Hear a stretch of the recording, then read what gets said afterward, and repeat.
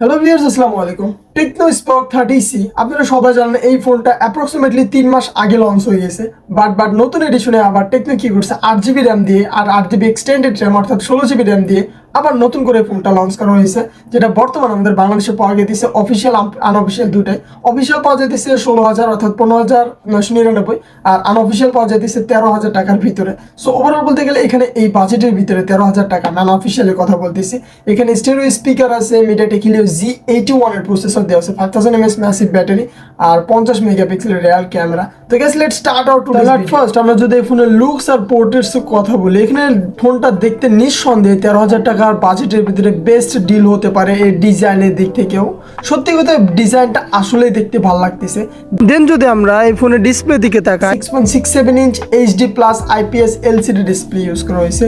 এই বাজেট হওয়া সত্ত্বেও পাঞ্চল হোল ডিসপ্লে প্রোভাইড করতেছে, যেখানে 120 হার্টজের রিফ্রেশ রেট দেওয়া আছে, বাট এর পিক ব্রাইটনেস মেবি 500 অ্যাপ্রক্সিমেটলি হতে পারে।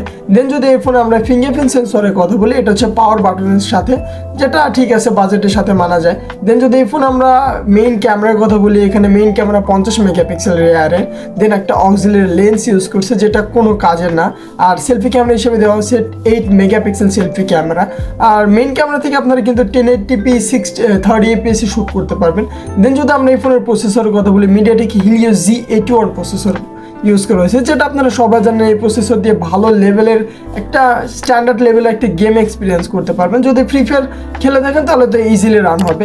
দেন যদি এই ফোনে আমরা ব্যাটারির কথা বলি, 5000 mAh এর ব্যাটারি দেওয়া হচ্ছে, 18 ওয়াটের চার্জার, LPDDR4X এর র্যাম দেওয়া হচ্ছে, IP54 এর রেটিং দেওয়া আছে, যেটা আসলেই ভালো বিষয়। সো ওভারঅল বলতে গেলে বাজেটের সাথে এটা বেস্ট ডিল প্রোভাইড করতেছে আমার পার্সোনালি মনে হয়।